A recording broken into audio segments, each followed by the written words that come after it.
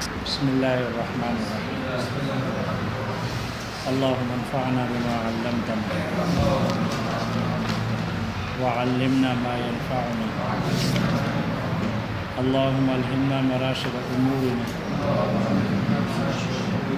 وقنا شرور انفسنا. ربنا تقبل منا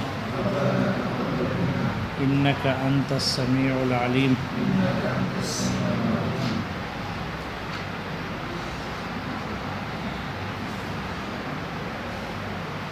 جی سبق یاد ہے جی؟ تو بسم اللہ کر لو، کوئی سنائے بھائی.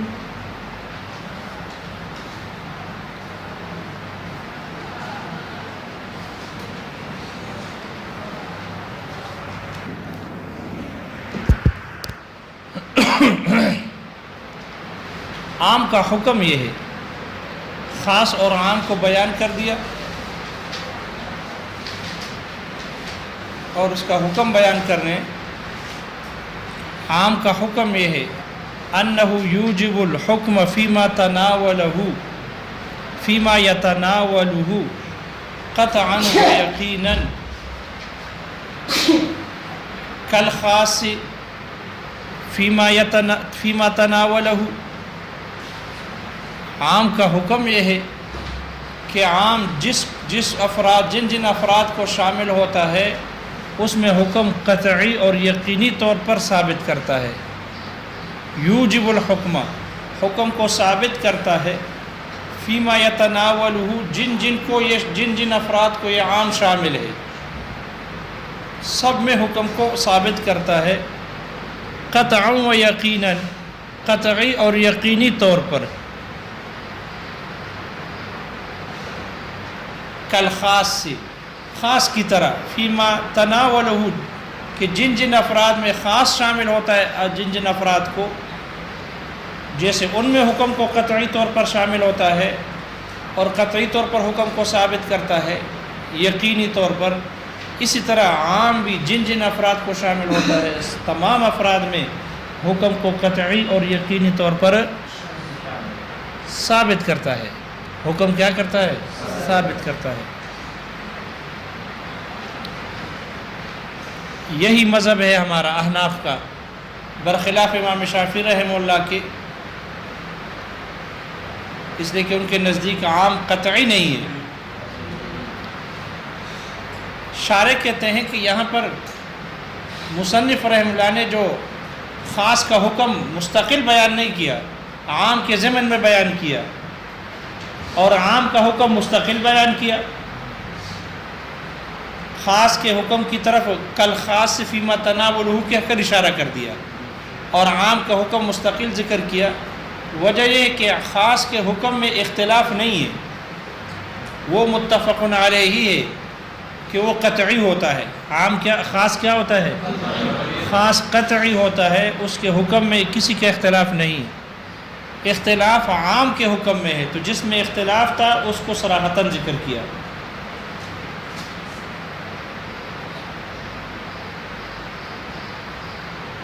مصنف نے فرمایا انہ یوجب الحکم، یوجب الحکم سے رد کر دیا اشاعرہ پر، جمہور اشاعرہ پر رد کر دیا. اس لیے کہ جمہور اشاعرہ کہتے ہیں کہ عام مجمل ہوتا ہے، اس لیے واجب التوقف ہے. عام کیا ہوتا ہے؟ مجمل ہوتا ہے، اس لیے واجب التوقف ہے، اعتقاد کے حق میں بھی اور عمل کے حق میں بھی. عام پر عمل کرنا درست نہیں.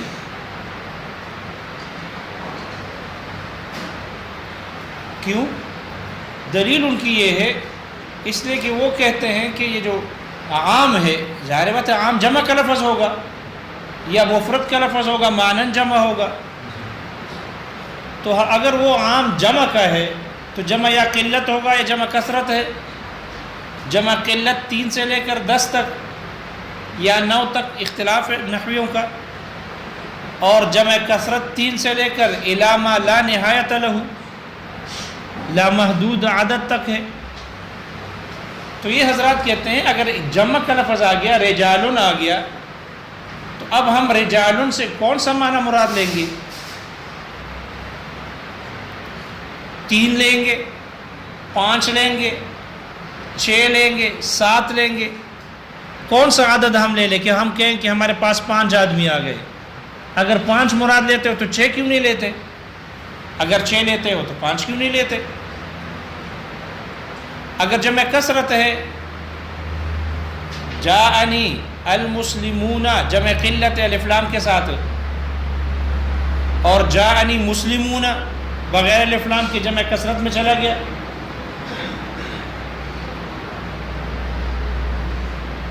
تو جمع کثرت تو 3 سے لے کر لامحدود عدد تک ہے جمع کثرت، لہذا 50 لے رہے ہو تو 60 کیوں نہیں لیتے؟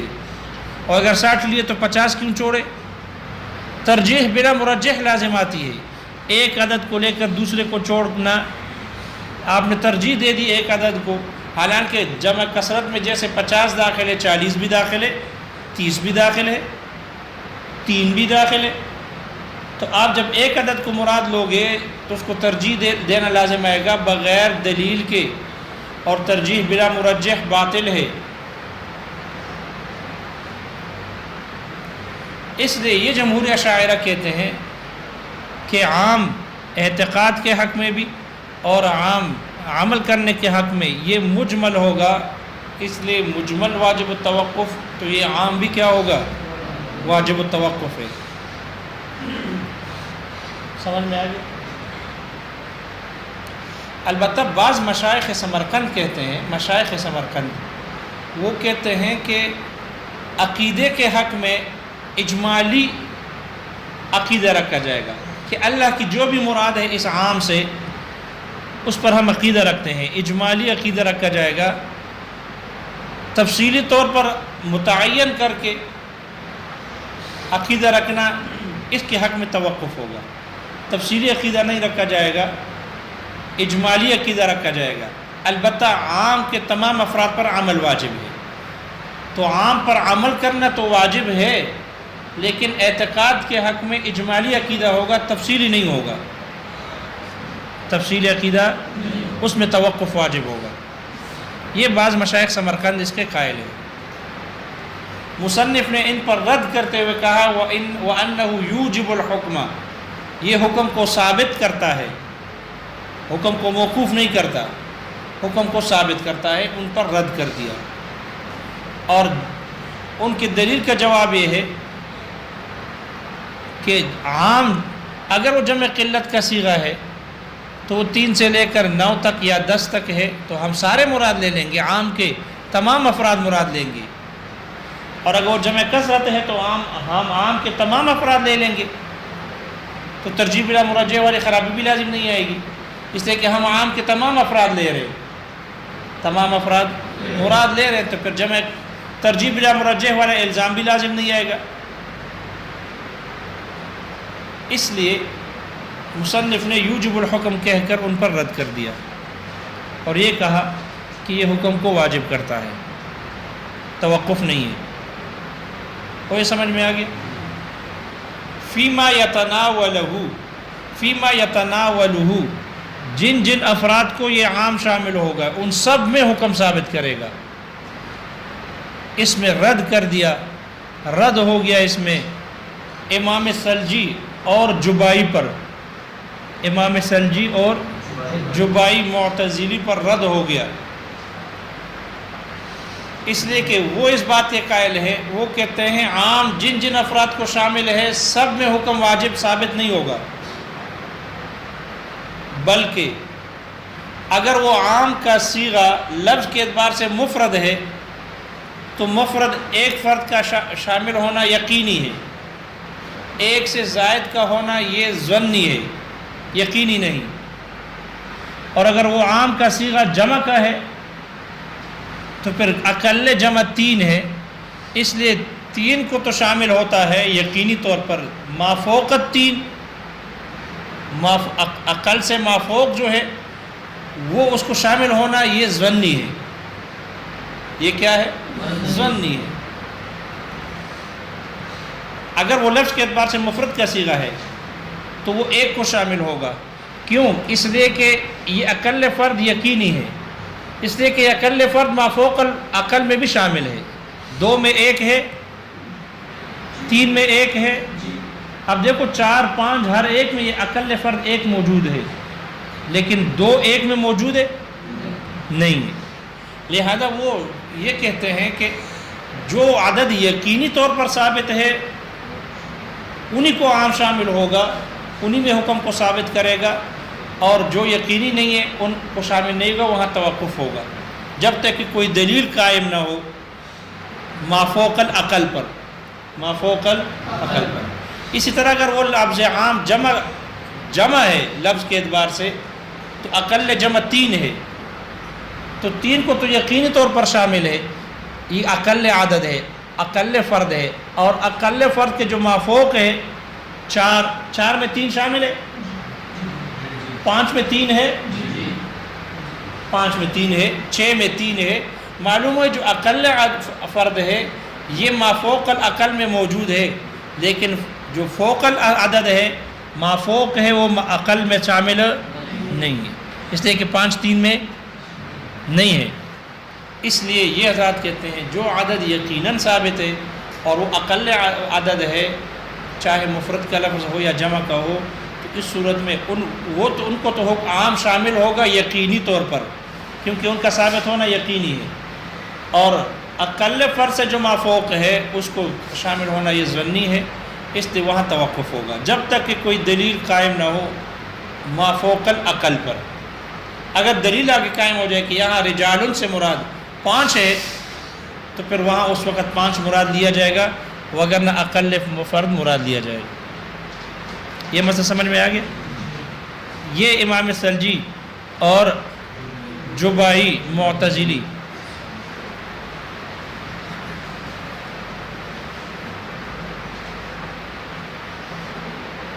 مصنف نے ان پر رد کر دیا، کہہ رہا کہ نہیں، فیما یتناولہ، جن جن کو یہ عام کا حکم شامل ہوگا سب میں حکم ثابت کرے گا، سب میں حکم ثابت کرے گا۔ اس لیے کہ جب لغت والوں نے لفظ رجالن کو وضع کیا، رجالن مسلمون کو وضع کیا، مسلمون جمع کثرت کے لیے وضع کیا ہے، تو پھر آپ قیاس کر کے دلیل لا کر آپ اس مسلمون سے اقل جمع مراد لیتے ہو 3، یہ آپ لغت کو دلیل اور قیاس سے ثابت کرتے ہو، اور لغت قیاس اور دلیل سے ثابت کرنا جائز نہیں، لغت اس سے ثابت نہیں ہوتا، لغت تو وضع سے ثابت ہوتی ہے، لغت تو وضع سے ثابت ہوتی ہے، نہ کہ دلیل اور قیاس سے۔ اس لیے عام کا لفظ جن جن افراد کو شامل ہوگا سب مراد ہوں گے، سب میں حکم ثابت ہوگا، سب میں حکم ثابت ہوگا۔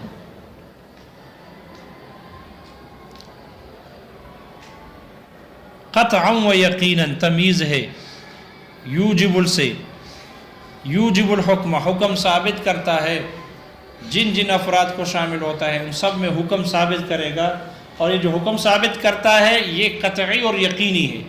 اس قطعا و یقیناً سے رد کر دیا امام شافعی رحمہ اللہ پر، اس لیے کہ امام شافعی رحمہ اللہ اور ہمارے مشائخ سمرقند جن میں شیخ ابو منصور ماتوریدی رحمہ اللہ اور مشائخ کی ہمارے ایک جماعت ہے، وہ اس بات کے قائل ہے، وہ کہتے ہیں کہ عام قطعی نہیں بلکہ ظنی ہوتا ہے، عام جن افراد کو شامل ہوتا ہے وہ قطعی نہیں بلکہ ظنی ہوتا ہے۔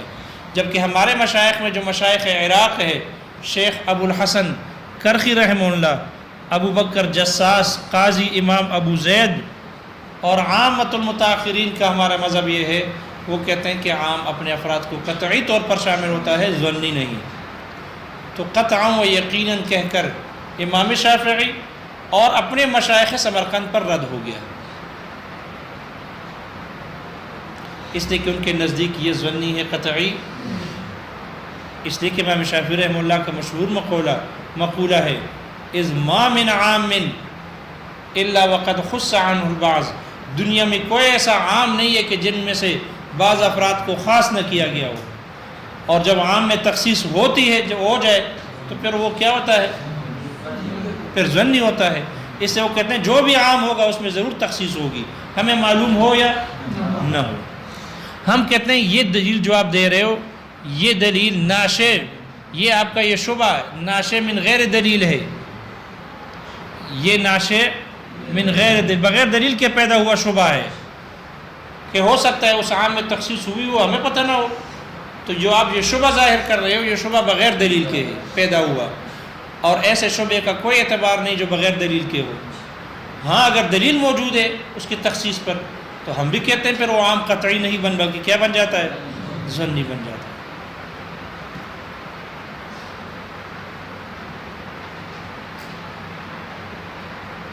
ہم کہتے ہیں عام جن جن افراد کو شامل ہے ایسا ہی قطعی ہے اور یقینی ہے جیسے کہ خاص جن جن افراد کو شامل ہوتا ہے قطعی اور یقینی، اس لیے یہ عام خاص کی طرح ہے قوت میں اور قطعیت اور یقینی ہونے میں۔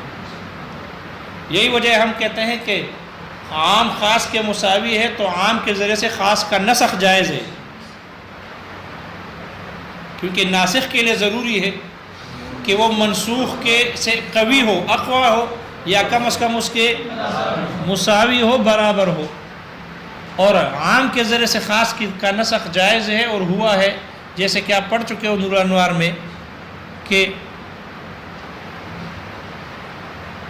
قبیلے عرینہ کے جو لوگ آئے، حدیث عرینہ والے، اور وہ آئے اور انہوں نے اسلام لائے اور مدینہ منورہ میں رہنے لگے، پھر مدینہ منورہ کی آب و ہوا ان کو راس نہ آئی تو ان کے پیٹ پھول گئے، رنگ زرد ہو گئے۔ آپ علیہ الصلوۃ والسلام سے شکوہ کیا، آپ نے فرمایا کہ جاؤ مدینہ سے باہر، وہاں پر صدقے کے اونٹ چر رہے ہیں، ان کے اشربوا من ابوالہا و البانہا، ان کا پیشاب بھی پیو اور ان کا دودھ بھی پیو۔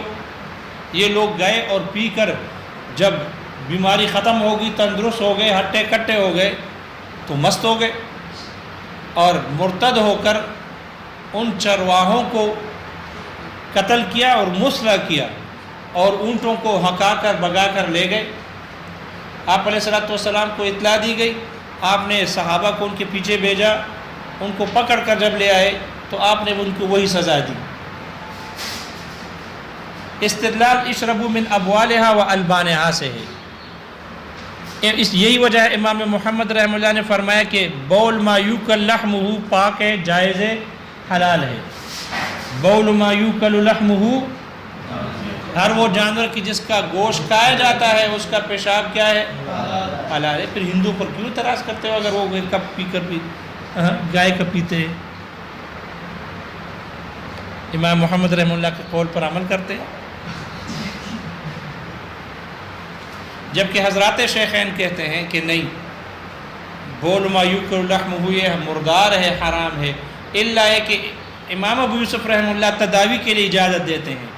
کس کے لیے اجازت دیتے ہیں؟ تداوی اور علاج کے طور پر اگر کوئی پی لے تو پھر اس کی اجازت دیتے ہیں، اگر حکیم یا ڈاکٹر کہہ دے کہ علاج شفا اسی میں ہے، آپ کا اور کوئی دوائی نہیں ہے، پھر بطور علاج کے جائز ہے۔ جبکہ امام ابو حنیفہ رحمہ اللہ اس کے مطلقاً عدم جواز کے قائل ہیں، چاہے بطور علاج ہو یا بطور مستی کے ہو۔ یہ حدیث ہے، یہ کیا ہے؟ یہ خاص ہے، بول ما یوکل لحمہ جانور کے ساتھ۔ اور دوسری روایت ہے کہ آپ علیہ الصلوۃ والسلام ایک صحابی کے تدفین سے فارغ ہوئے تو آپ پر ان کے قبر کے عذاب کے اثرات ظاہر ہو گئے کہ ان کو قبر کا عذاب ہو رہا ہے۔ تو آپ علیہ الصلوۃ والسلام ان کے گھر والوں کے پاس تشریف لے گئے، ان سے پوچھا ان کے اعمال کے بارے میں۔ گھر والوں نے کہا کہ بکریاں چراتے تھے، اس کے پیشاب سے نہیں بچتے تھے۔ اس وقت آپ نے فرمایا کہ استنزہوا عن البول فإن عامۃ عذاب القبر منہ، پیشاب سے بچو اس لیے کہ اکثر عذاب قبر اسی سے ہوتا ہے۔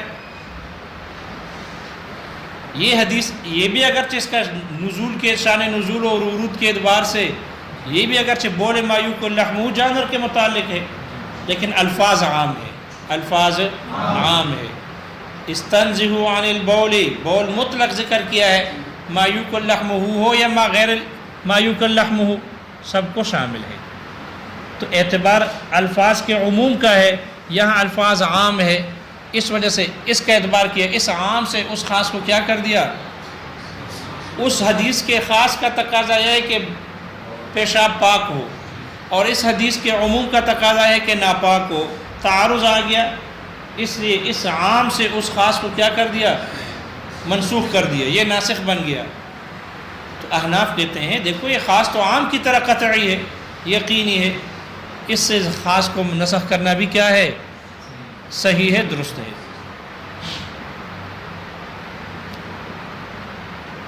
الا یہ کہ اگر عام کے ساتھ تخصیص لاحق ہو جائے، عام میں اگر تخصیص کر دیا جائے، وہ تخصیص معلوم ہو یا مجہول ہو، پھر ہمارے نزدیک بھی وہ عام قطعی نہیں ہوتا، بلکہ کیا بن جاتا ہے؟ ظنی بن جاتا ہے، چاہے وہ تخصیص معلوم ہو یا دلیل مخصص معلوم ہو یا مجہول ہو، تخصیص ہو جانے کے بعد پھر وہ عام کیا بن جاتا ہے؟ ظنی بن جاتا ہے۔ پہلے قطعی تھا، تخصیص کے بعد ظنی۔ تخصیص کسے کہتے ہیں؟ آپ پڑھ چکے ہو۔ تخصیص کہتے ہیں قصر العام علی بعض مسمیاتہ، قصر العام علی بعض مسمیاتہ، عام کو منحصر کر دینا، محدود کر دینا اس کے بعض افراد پر، بکلام مستقل موصول، ایسے کلام سے کہ جو مستقل کلام ہو اور موصول ہو، متصل ہو، اس کو کہتے ہیں تخصیص۔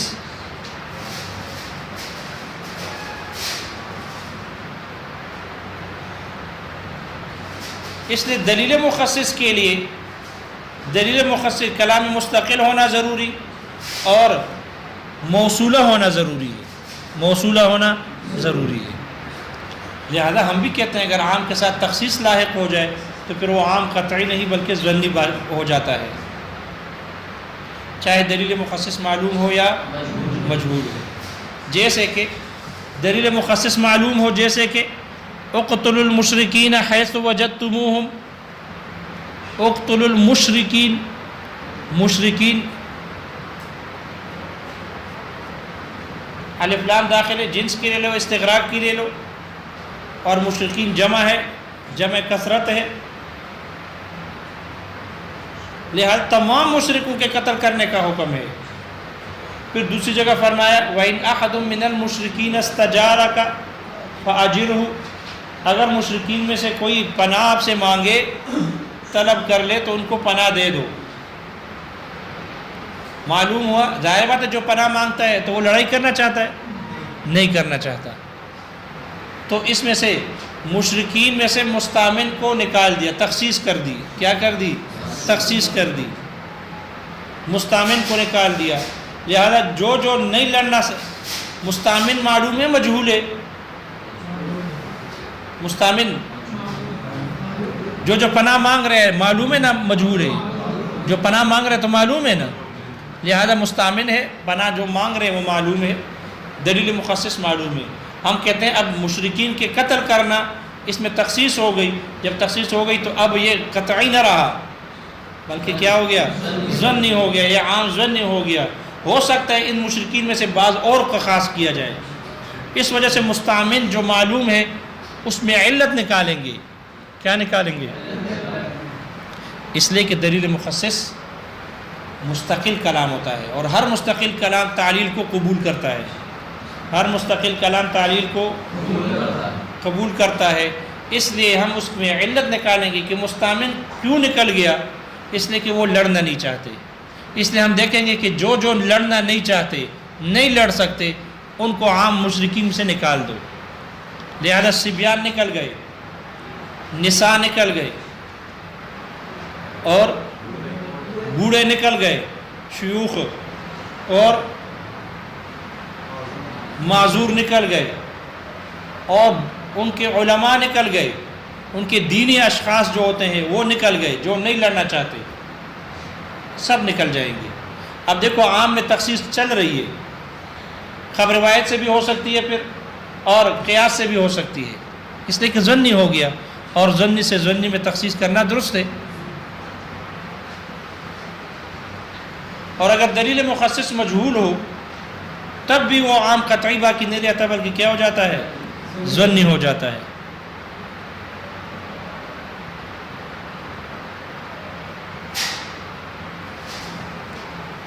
مجہول کی مثال جیسے کہ آیت ربا ہے، احل اللہ البیع وحرم الربا۔ احل اللہ البیع، بے پر الف لام داخل ہے، اور یہ الف لام یا جنس کے لیے استغراق کے لیے، بے کے تمام افراد اللہ نے حلال کر دیے۔ وحرم الربا، اور ربا کو حرام کر دیا۔ اب بے کے افراد میں سے ربا والے افراد نکل گئے، ربا والے افراد، اس لیے کہ ربا کہتے ہیں الفضل مطلقاً، الفضل مطلقاً زیادتی کو کہتے ہیں، لہذا بے کے وہ افراد جن میں مطلقاً زیادتی ہے وہ نکل گئے۔ لیکن بے تو ہوتی ہے زیادتی کے لیے، پینسل 15 کا لاؤ 20 کا بیچو، مسواک 10 کا لاؤ 15 20 30 کا بیچو، تو بے تو ہوتی ہے زیادتی کے لیے۔ تو یہاں کون سی زیادتی ہے؟ یہ مجہول ہے۔ یہ کیا ہے؟ مجہول۔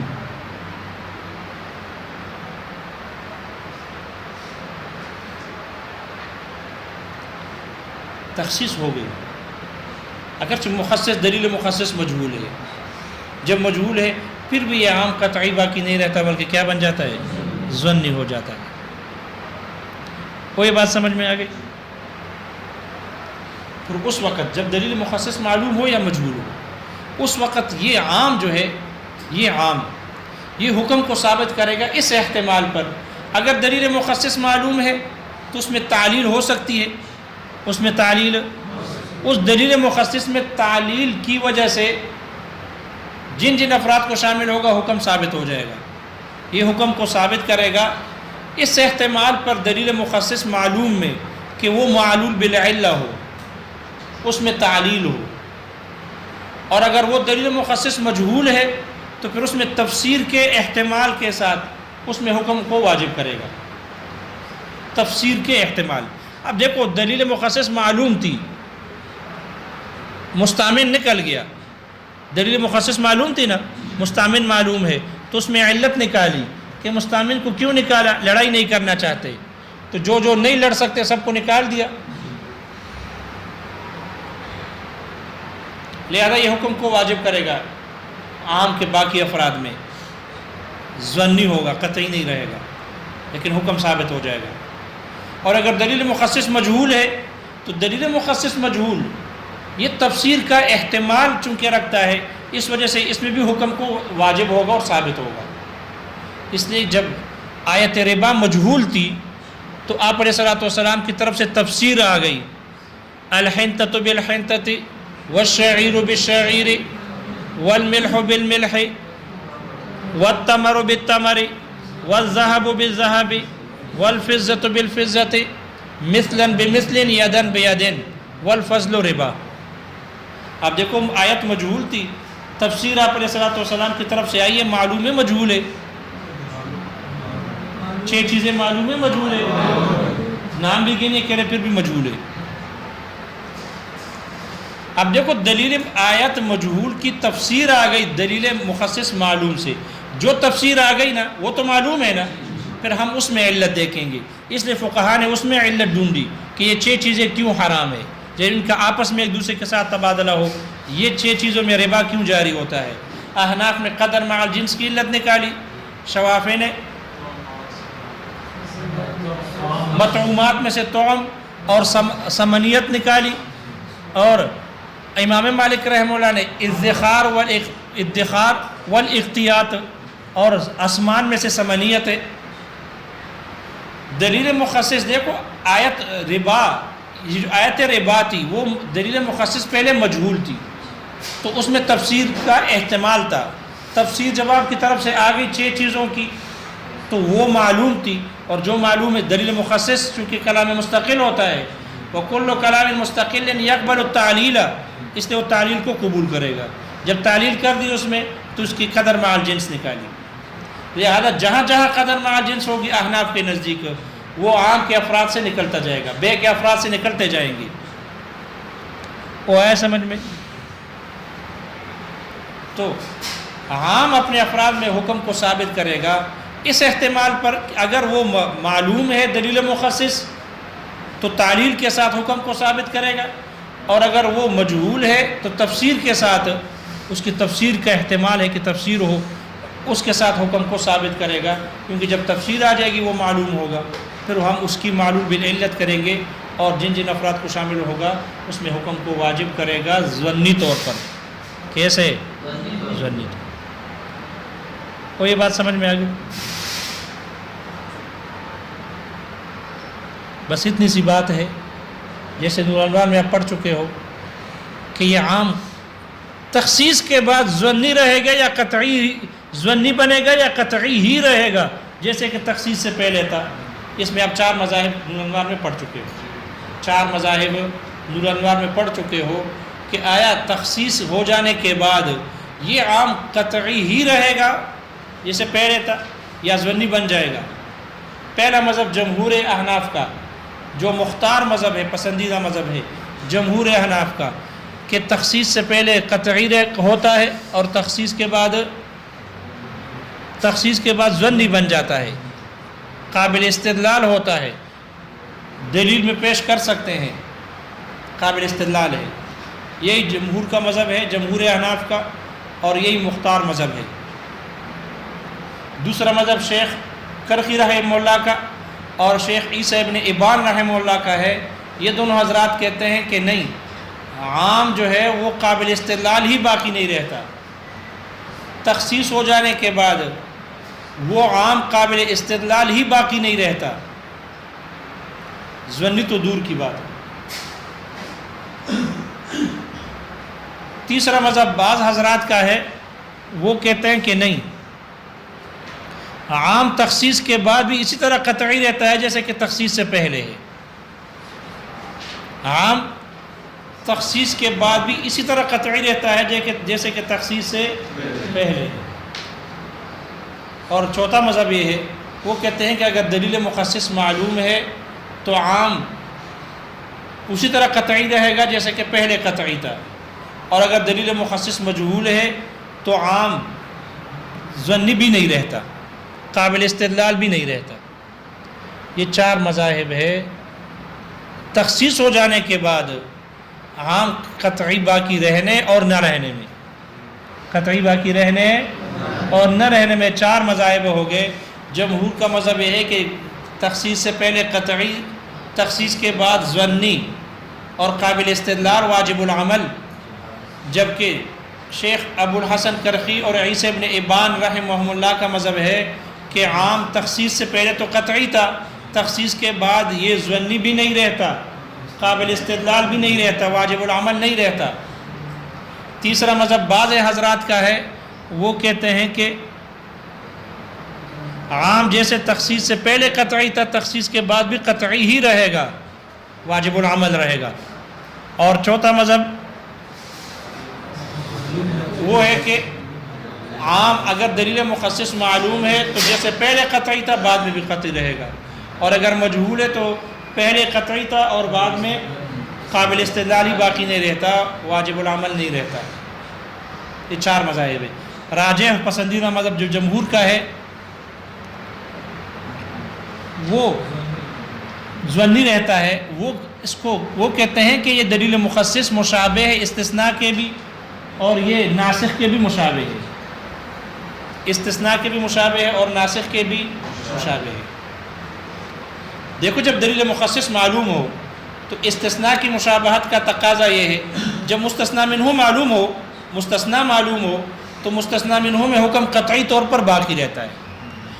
جاءنی القوم الا زیدن، مستثنی معلوم ہے مجہول ہے، زید معلوم ہے نا، جاءنی القوم الا زیدن، تو اب قوم میں حکم قطعی طور پر ثابت ہوگی، اس لیے کہ یقینی طور پر معلوم ہوگی کہ قوم پوری آئی ہے سوائے اس لیے کہ مستثنی معلوم ہے، تو مستثنی منہ میں حکم قطعی طور پر ثابت ہوگا۔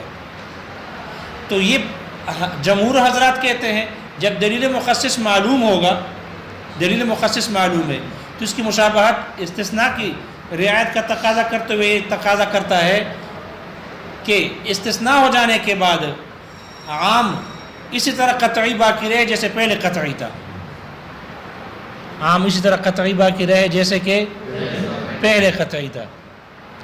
اس لیے کہ جب مستثنا معلوم ہو مستثنا منہ میں حکم قطعی موجود اور معلوم ہوتا ہے، تو اسی طرح دلیل مخصص اگر معلوم ہے تو عام میں حکم قطعی طور پر باقی رہے گا.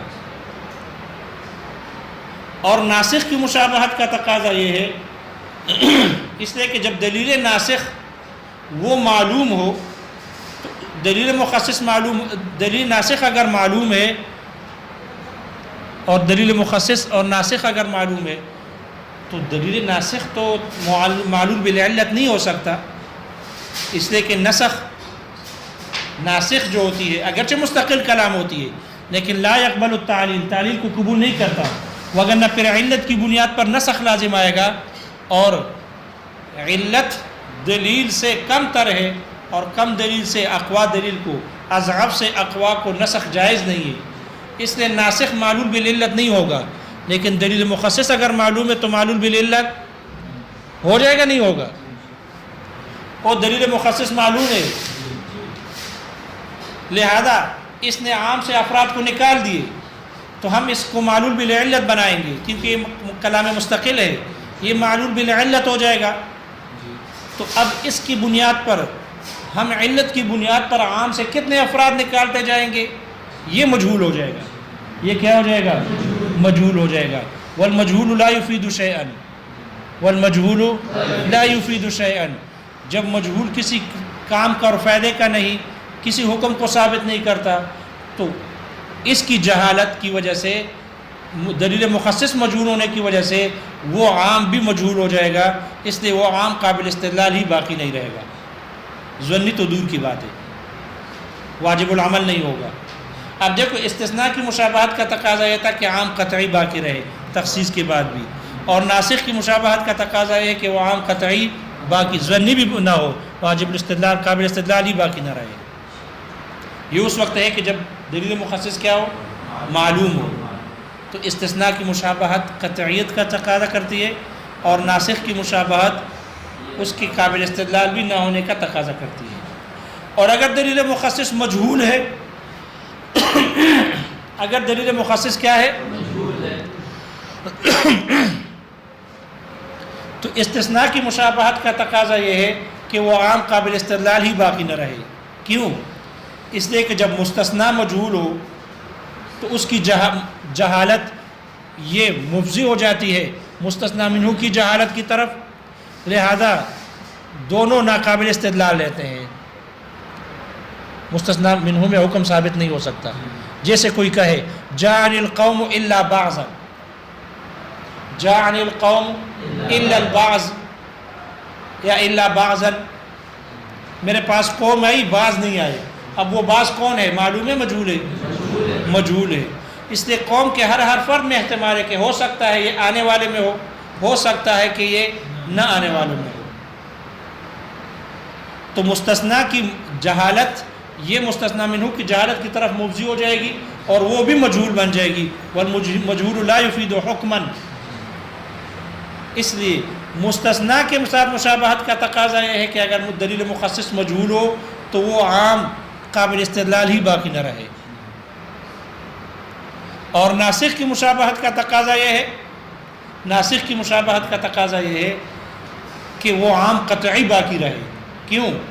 اس لیے کہ دلیل مخصص اگر مجہول ہے تو اس کی مشابہت ناسخ مجہول کی طرح ہو گئی، مشابہت اس کی طرح ہے.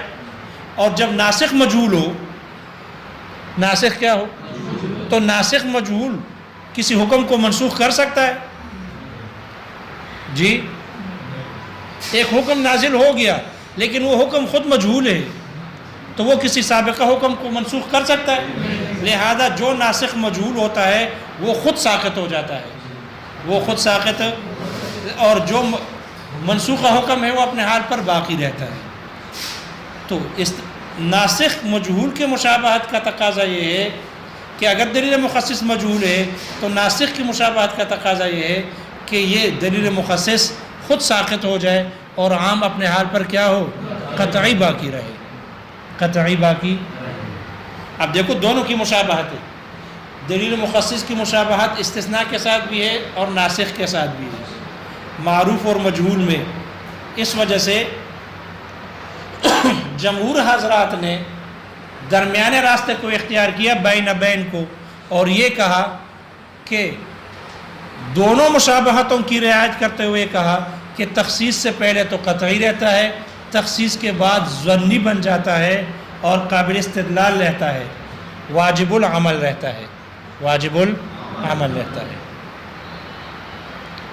وہ علم العلماء میں پڑھ چکے ہو، یہاں اشارے نہیں لکھا ہے دوبارہ، اسے دوبارہ بولنے کی زحمت کی، اور باقی مذاہب کے ذکر نہیں کیا، نور العلماء میں تفصیل تھی، پھر اس کے فقہی مسئلے کو بھی تائید میں پیش کیا، اس لیے اس سے جان چھوٹ گئی، لیکن یہ آسان سا مسئلہ ہے، اس کو یاد کر لو۔ مذہب راجح کی مشابہت والی صورت کو ذکر کیا ہے، وہ یہ بات سمجھ میں آ گئی؟ دیکھو کتاب میں وَحُکْمُهُ، عام کا حکم یہ ہے، أَنَّهُ يُوجِبُ الْحُکْمَ، یہ حکم کو ثابت کرتا ہے، فیما یتناولہ، جن جن افراد کو یہ شامل ہوتا ہے، قطعا و یقیناً، یہ حکم کو قطعی اور یقینی طور پر ثابت کرتا ہے۔ یہ قطعا و یقیناً یتناولہ کی تمیز نہیں بلکہ یوجبو کی تمیز ہے۔ کل خاص فیما تناولہ، جیسے خاص ہے ان افراد میں جن افراد میں کو یہ شامل ہوتا ہے خاص کی طرح۔ وَهُوَ الْمَذْهَبُ عِنْدَنَا، یہی ہمارے نزدیک یہ مذہب ہے، مذہب مختار ہے، خلافاً لشافعی رحمہ اللہ، برخلاف امام شافعی رحمہ اللہ کے، الا اذا لحقہ خصوص معلوم او مجہول، مگر یہ کہ جب اس کے ساتھ دلیل مخصص معلوم یا مجہول لاحق ہو جائے، مل جائے۔ کآیت الربا فی البیع، جیسے کہ ربا والی آیت بے میں ہے، فحینئذ، تو اس وقت، یوجب الحکم، یہ عام حکم کو ثابت کرے گا، علی تجوز، اس احتمال پر، ان یظہر الخصوص فیہ، کہ اس عام میں دلیل خصوص ظاہر ہو، بتعلیلہ، اپنی تعلیل کے ساتھ، یعنی اس میں تعلیل کی جائے، او بتفسیرہ، یا اگر وہ دلیل خصوص مجہول ہو تو اپنے تفسیر کے ساتھ ظاہر ہو جائے۔ تو بتعلیلہ کا تعلق دلیل خصوص معلوم کے ساتھ، اور بتفسیرہ کے تعلق دلیل خصوص مجہول کے ساتھ، کہ اگر وہ دلیل خصوص مجہول ظاہر ہو تو اس کی تفسیر ہو، اور تو تفسیر آنے کے بعد پھر وہ معلوم ہو جائے گی، کیونکہ تفسیر معلوم ہے، اور پھر وہ معلوم تفسیر معلول بالعلہ ہوگا، ٹھیک ہے، ان کی بنیاد پر باقی افراد کو عام سے نکالیں گے۔ وہ کچھ سمجھ میں آ گیا؟